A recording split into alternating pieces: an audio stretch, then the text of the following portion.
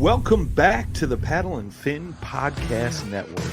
We're brought to you by Pelican, built tough for all situations. Go to pelican.com.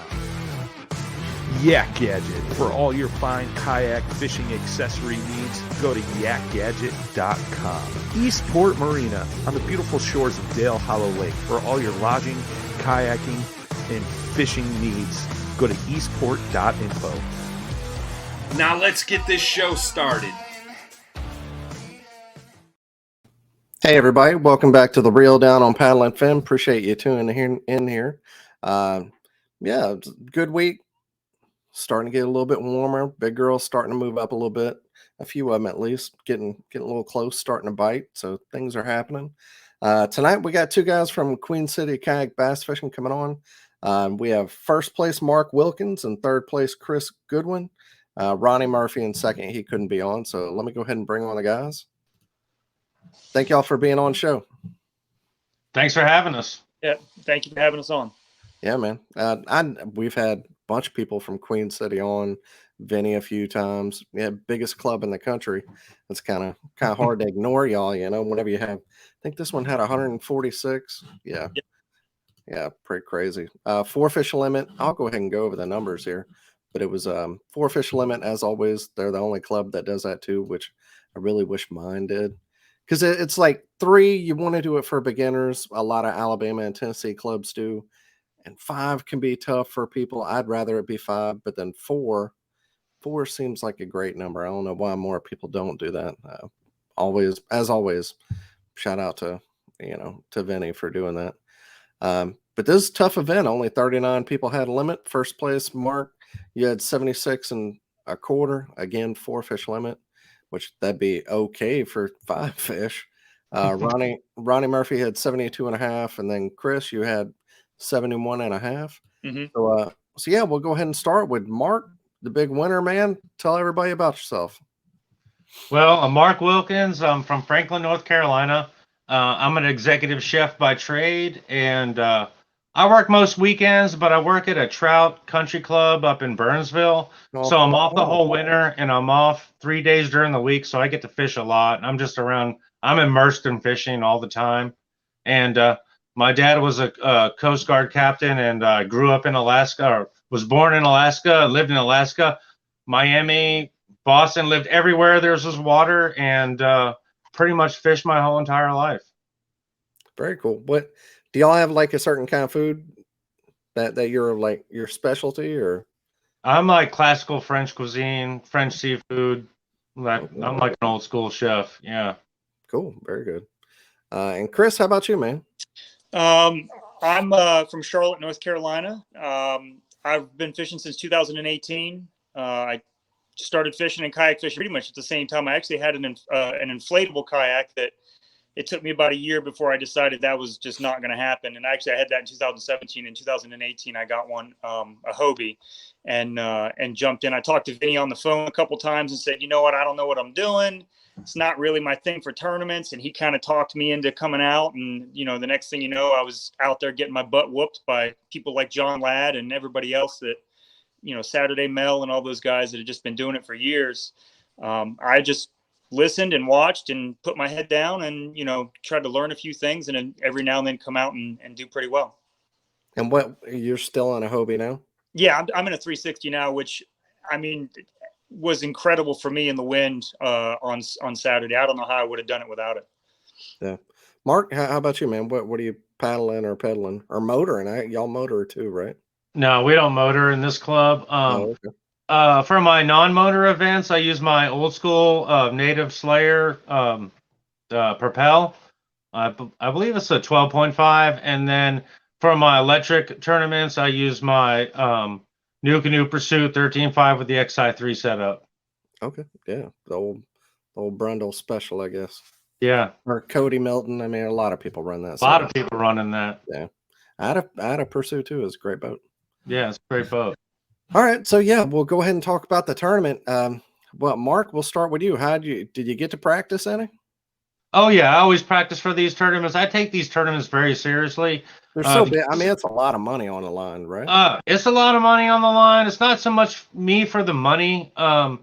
it's more for just being recognized in the club with a great group of fishermen. Like what I consider like just a great group of guys. QCKBF is a family, and so I approach every tournament to win. Unfortunately, I'm off in the wintertime, so I can't fish a whole entire season. I can't disappoint my clients. So I go hard in the wintertime. Everybody knows this. I come out full effort, Airbnbs. We out Larry Wood. We're out here traveling. Brian BG. We're out here doing it. I hate Seminole like you do. Went up there twice and sucked. F that place. Yeah, but so it came in Thursday. I got to my area about 11 o'clock. I had forecast the weather ahead of time. Knew it was going to be windy in my area. It was kind of windy everywhere. But went to my area. It was like a miracle practice. Never had a practice like this in my entire life. I rolled up to my first spot and caught like a 19-inch.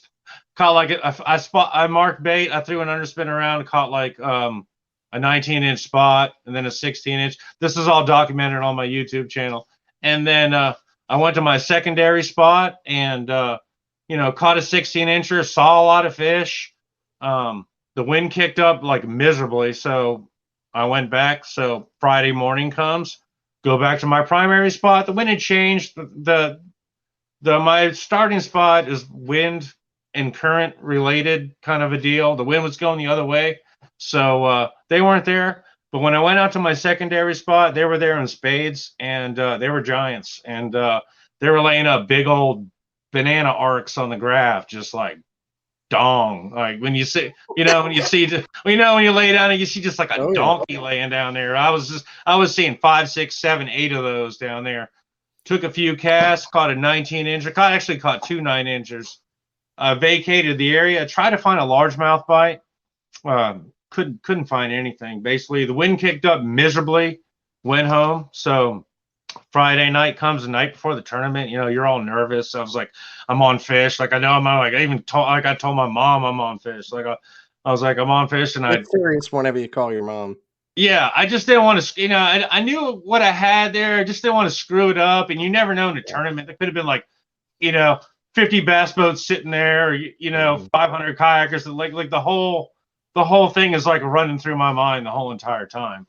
So tournament day comes. Oh wait, well, we'll talk about that here in a second. Okay, all right. On Norman, I've never been there. How are you deciding?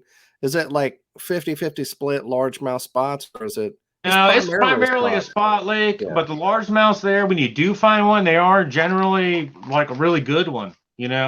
Really fresh, good-looking fish, and the largemouth are like kind of making a comeback. I mean, Lake Norman is like a lot of the local fish. Like a lot of people complain about it, but dude, there are some giant fish in that place, and they're just heavily pressured. You just gotta know how to find them. I love spots, so that'd be okay with me. Oh, they have such spirit, such energy. I love those fish. That's right. My Episcopalian buddy said, my daddy said they got the devil in them. That's why they got red eyes. They do. They have the devil in them. That's for sure. Yeah. Bobby Boucher. Yeah. My old fishing partner at Montevilla. Chris, how about you, man? You get to practice any? Yeah, I'm local, so I was going about once a weekend. I was going out there. I fished a boat tournament out there in the fall. Actually, with second place, Ronnie. He and I fish in a boat together, and then we're teammates for the Queen City stuff. And third in a boat tournament out there, had him figured out pretty good. And that bite that we figured out kind of died. And I've spent the entire last few months trying to figure out what to do. And I went somewhere where I just figured I could get a limit.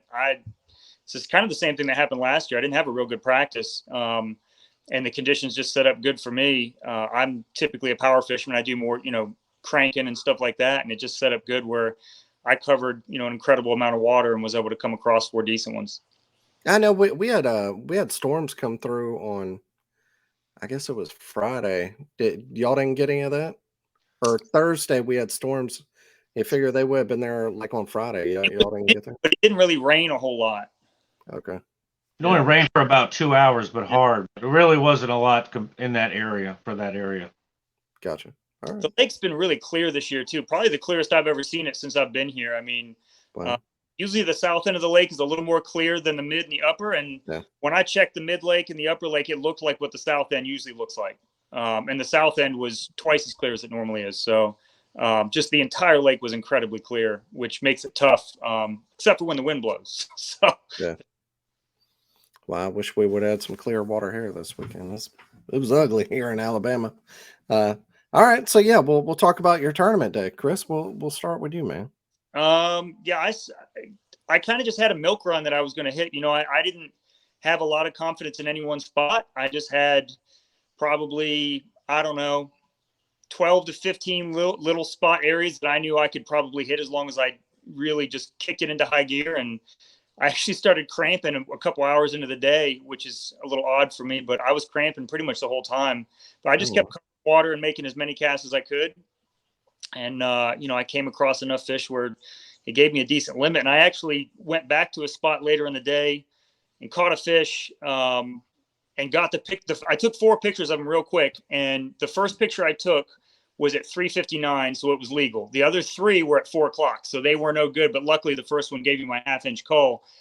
On my way back to the ramp, I took a couple casts, and I caught an 18, which would have given me an 1.25-inch call. But it was too late, and that would have been enough for second. But, you know, it is what it is. I just was like, well, I'm going to make some casts. But it was just ridiculous, the weather. I actually saw somebody flip out in the middle. Oh, really? Ooh. Yeah. Dang. How bad was it? How bad were the winds? I've never been out on Norman that bad. I mean, I'm in a Hobie PA-14, which usually is nothing in bad weather, and it was crashing over the bow. My bow was submerged underneath waves multiple times. Wow. It was bad. It was pretty bad. And I saw the guy flip, and the guy he was with couldn't get to him to help him, and I couldn't get over there to help him either, the direction of the wind. So I had to call Vinny and say, hey, there's somebody that's flipped in the middle of the water, and they called the Coast Guard. Luckily, he got pushed to shore, and a homeowner found him. But I think they said there were 6 people in all that flipped. Most of them were like at the ramp, though. Wow. Well, I hope everybody's all right. Mark, how about you, man? Well, my area wasn't really affected by the wind terribly. I mean, we had straight line winds through there, but the surface area was not, you know, was kind of small, so it didn't generate that chop, you know. So, but just got up, you know, launched, got ready to roll, cranked out to my spot. Was about a mile and a quarter down there. Surprisingly, there was a couple kayaks, some younger dudes. They were, you know, pedaling faster than me. So, but they went on to a different area, and I just set up on my spot. I sat there and just looked at donkeys on the graph, just down there, just like they were just. It was unbelievable. It was just unbelievable. It's like you see bait, and then you see your 14, 15 inches, and then you just see the tubs down.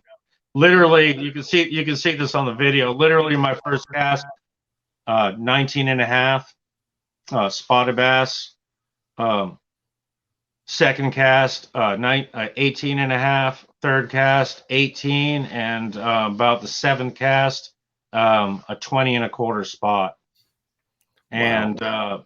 And then just weeded through like 16, 17 inches, just looking, and then a pontoon boat rolled up, and I don't know what this guy was doing, but there was like 3 guys on this giant pontoon boat, like a 30-footer. They were throwing cast nets. They were trying to fish for catfish. They were throwing A-rigs. They were like driving circles around my boat. I pretty much knew I had a really good bag. I stuck it out there for like another hour, and you know, a bunch of bass boats came up. They were live scoping. They were doing their thing, and it kind of dissipated the school. Sun came up. You know, a lot of variables. The wind kicked up. So I just went down, looked for a largemouth bite. I know Chris was lurking. Anytime you see Chris Goodwin on the board up there near the top, you know, you've got to you know, you have to be, you know, diligent of that. So I was, and I tried to go around, look for a largemouth bite, and to no avail. Literally fished for like 7 hours or 6 hours. I put it on the trailer like 2 hours early and went to the weigh-in, and that was basically my turn. It was a miracle bag. It was, I want to say a miracle bag. It was a really good bag. It was like everything lined up for the situation. That situation that I was fishing has to have current. It has to have stain. if there's no current, there's no. I mean, there's a lot of things. The angle of the cast. There's a lot of things with that area, and I have history there. I did really well in the Hobie BOS there. That was there 2 years ago.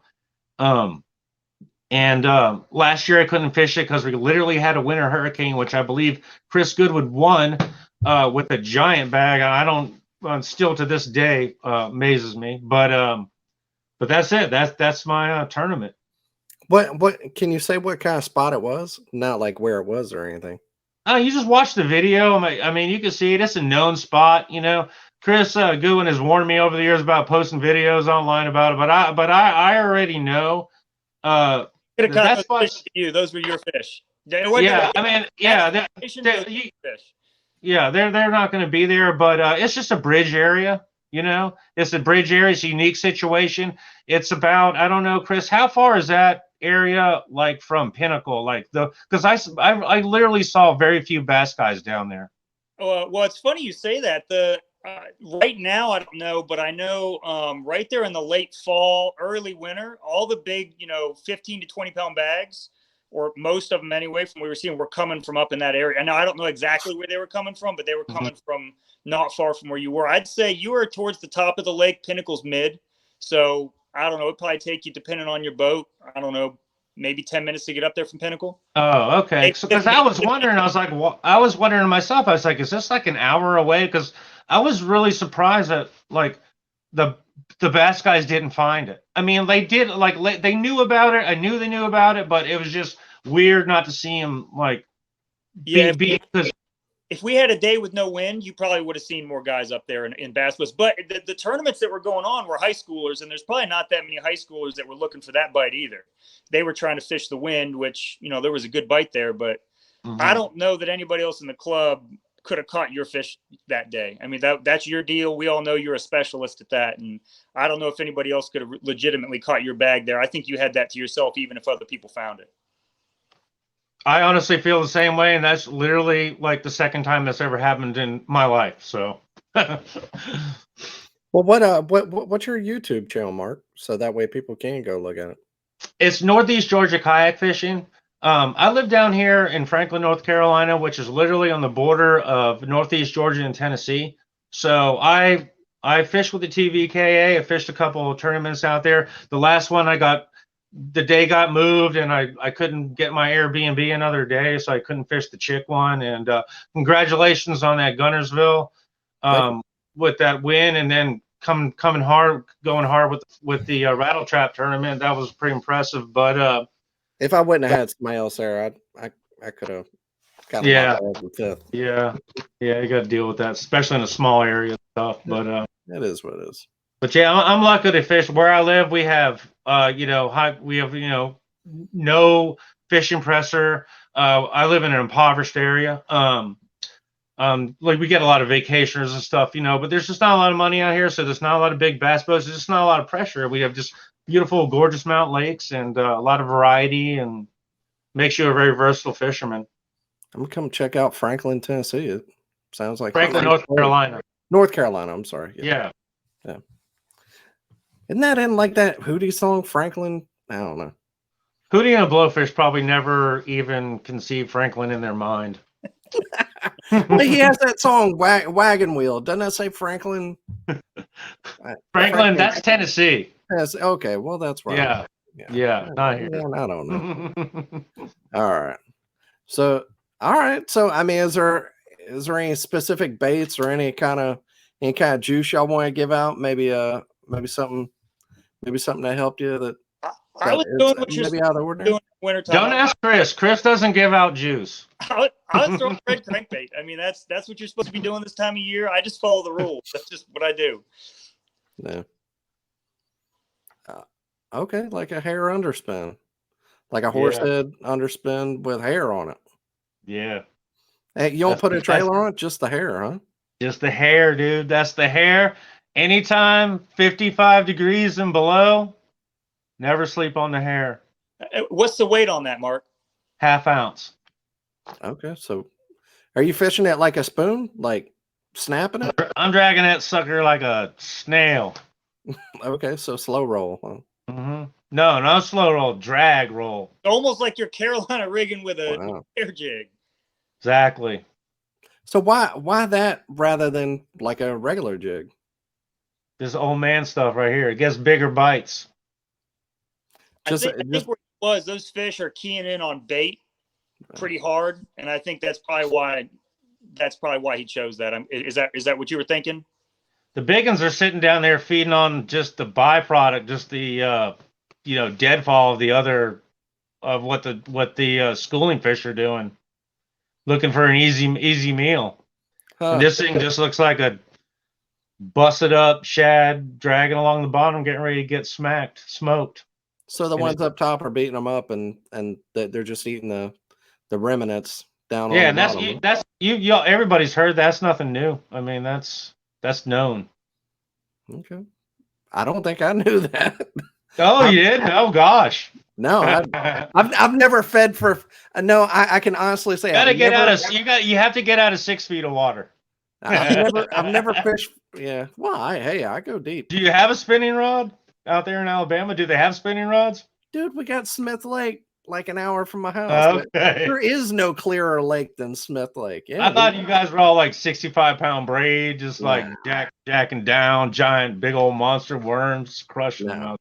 Central North Alabama, we got everything from Coosa River, and that's got spots same way, rocks deep. And yeah, it's pretty close to what y'all have. You know, it's a mixed bag of different things, very diverse here. Yeah, I can honestly say I've never fished for fish that are just feeding on the bait that the schooling fish didn't get on bottom. I didn't know catch them big. Well, I've heard fish on bottom, but yeah. I've heard people saying that if you start catching silver sides, to go underneath of them, and a lot of times the bass will be underneath of them. Yeah, never heard. I think the weather. I mean, these fish all had mud on their bellies too. Yeah. Okay. You know, spotted bass and smallmouth bass, they really like to lay down in that mud when it's cold. And I think just everything, just the stars aligned. I mean, I've gone there before, never seen that quality. I think it's like a pre-spawn situation. Chris can probably attest to this. The big fish that were caught were just pre-spawn giants. I mean, Nick Huddleston's. Did you see a picture of that fish, Chris? That thing was like biggest. I thought it looked like a 7-pound largemouth bass. That's how big the thing was. I mean, it was just. I think it was just really. A lot of conditions. He said it was 6.5, right? Pardon me? Didn't he say it was 6 or 6.5? I don't know. It looked like I don't know. It was the biggest. I think it was like literally the biggest spot I've ever seen on a board. It was 20.5 inches, and I think that's how big. Was it 20.5? Is that how big it was? And he said the boater weighed it for him, and the guy said it was like between 6 and 6.5. Nick said he thought it was closer to like 5.5. That the guy's scale might have been off, but it was somewhere between 5 and 6. It looked like. Yeah, it was huge. Yeah, it was world class. It was a world class spotted bass for sure. Any spot over 5 is a magnum for sure. Oh yeah. Yeah, I mean, I've only caught. You know, I live by the Coosa River, and I've only caught 5 or 6, 5 plus in my life. They're hard to catch. We've got big ones out here. They're so hard to get in the boat whenever they're that big. My record is 5.86 out here on Lake Burton. Just a little tip on spotted bass, giant spotted bass. Just when you get them near the boat, I don't know if you back your drag off, but be ready for like a spastic run. You know, right before you get them in the boat. That's one of the main things that gets people with spotted bass. That last dive, right? That last dive is brutal. Yeah, there you go. Especially light wire hooks or treble hooks or something. Mm-hmm. And I like using light wire. That's my when you fish deep, you're not there's no slack line, there's no jacking. It's just straight, you know, it's just, you know, reel down on them, lean into them. You want that little needly hook. It's very, very, very important for this. But you're talking about you're talking about spinning gear. I mean, it's for a ½ ounce. You're still throwing that on spinning gear? No, I was throwing that on a baitcaster, but only with 10-pound test. Okay. And copolymer. Okay. Like a what, P-line? Yeah, the P-line copolymer. I like that. Cool. And with my spinning rigs, I use a, braid to fluoro. But you want to use a long leader in the wintertime, at least 20 feet. Okay. Chris, what were you saying, man? Oh, I was saying I watched his video, and you literally just see him reeling it in, and then he just pulls back. But the one thing I did notice was like the first couple cranks, you almost like double set the hook a couple times I don't know if you're doing that just to try to get some slack or if you were trying to make sure you drove it in, but it was like you had it and then you kind of hit them a couple times while you were bringing them in. Was that just to make sure the hook was in or what? Knowing that I had with that particular setup, the 12-pound test copolymer, which is, like a traditional line with a fluorocarbon coat. I just wanted to make sure I just got the hook in there. I just wanted to make sure a little bit more. A lot of times the hook comes out in the net. I mean, and this particular one has a little, because it is a half an ounce, it has a little beefier hook, and I just wanted to get it in there. Okay, the old double hook set. I like it. It was more of a double spaz set, crank. Yeah, that's what I was gonna say. You weren't like hauling off on him, but you could tell you were trying to put. No, there's no theatrics in a tournament. It's just winching. The drag is run all the way down. It's just winching them in, and then clicking the drag when you need to. But it's not. Any tournament fish, it's usually pretty ugly getting them in the boat. Your fish must have been kind of cold. It didn't seem like they really fought that. It seemed like you got them in pretty quick, and my fish were going nuts, man. They were pretty strong. They were pretty strong, and there was some current, but they were they were good. They were good. All right. Well, there you go. Well, I like it. The underspin hair jig. Mm-hmm. All right, it's a North Carolina special, I guess. All right. Yeah. Well, I mean, that's something you don't see very often. I mean, you see underspins, but you don't see, a hair one. Form than I did. I threw what everybody should have been throwing, a red crankbait. It's not like I did anything special. I didn't have anything special to tell anybody. I think Chris won it last year. I think you won it last year with the red crankbait. Yep. I was cranking last year too. In a hurricane with 38 degrees, or whatever, like 1 degree from freezing, like 33 degrees. The water was my right arm literally went numb, and I went home. Well, I can tell you this weekend I threw the hell out of a red crankbait, and we were just too post frontal for anything moving to work. But I tried the same thing. Didn't happen here. But all right.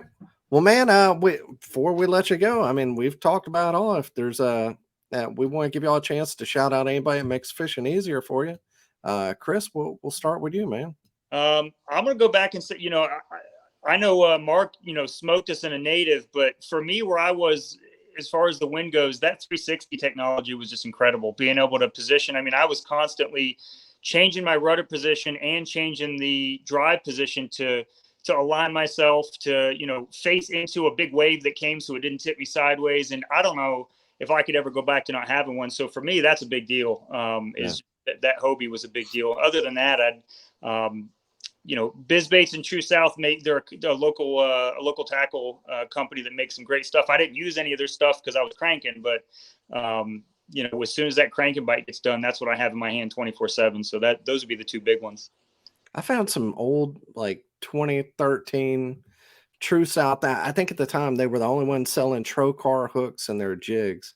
I was fishing for a college team, and I was like, man, it was right after, a year or so, whenever Trocar really started getting or at least I figured them out. I was like, you probably never lost a fish on that jig. Yeah. At the time, Trocar was the deal. So I bought a bunch of True South jigs. I found some the other day. So still in the package.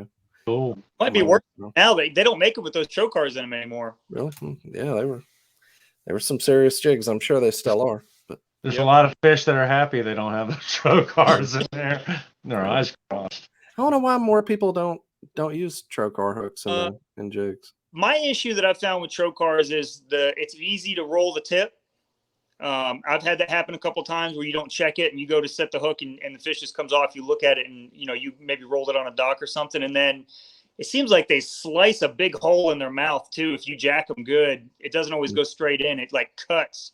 and sometimes it makes it easier for them to shake it out. Those would be the only two things I can think of, but they're so sharp, you don't have to put much pressure to get them in there. Yeah. I'm not man enough for a trocar, so I don't.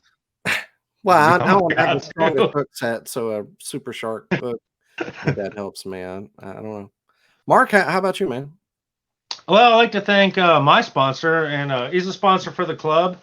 Cold Proof. It's great base layers. They make excellent thermal gear, like for anything outdoors, and they just make great base layers. There's a couple ways to get in touch with them. The best way is shop Indra Mills, INDIRA Mills.com. You go through there. They have great prices on their and great quality on their base layers. And the owner is a hardcore fisherman with the company. Has been in business for 108 years. So yeah, amazing. He's a client. He's a great client. So just want to give him a shout out. And my YouTube channel, Northeast Georgia Kayak Fishing. You can just say Georgia Lake Kayak. You can search Georgia Kayak Bass Fishing and I'll come up there. So just check it out. I fish like 200 and something days a year, so you see a lot of videos. They're not the polished videos, but they're more of a fishing vlog style. So just check it out. Cool. Yeah, I'll watch that video as soon as I go upstairs. But I appreciate y'all being on, and good luck with the rest of the season. And Mark, sounds like your season's winding down, and that's probably good for the. Well, I have KBF Lake Murray. I've got some Georgia bass stuff out here on Lake Lanier, and then we have the QC KBF at Sandy Cooper is going to be huge, and the Hobie BOS is closed, but the QC KBF has a slots open. So if you guys want to fish a tournament out there, check it out. QC KBF, very, very prominent on the interwebs. Search anything and it'll come up. There you go. Be a backup for the Hobie. Go there, and if you get just have some fun and just do it. Yeah, Mark, what'd you get? You had $2,000 for first place with all those anglers and everything in it, right? Yeah, but don't forget my $50 native bonus bucks. Hey, you got that too. for having a native. We plan on having well over 150, probably 200 to 250 people in the Queen City side. So if somebody can't make the Hobie, you could still get a real big check. Queen City. I mean, I got third at this event. We had 146, and I got $1,000 for it. So yeah, Chris would know because he wins about $35,000 a year every year. Not quite, but it's like an AOI like 5 years in a row. So, but Queen City has really good payouts. So even if somebody can't make the Hobie event, it's still worth the trip to go down there and fish with the dinosaurs and jump in the Queen City stuff. And you don't even need a top finish to get a real big check, especially with a field that big. So, Vinny does a great job finding sponsors and everything, and absolutely takes anglers. Vinny's probably one of the best tournament directors in the game for sure. Yeah, for sure. All right. Well, we appreciate y'all being on, but good luck the rest of the season, and see you for too long. Well, I'm sure we'll have y'all again on for too long. Thank you, Dan. Appreciate it. Thanks, guys. See you.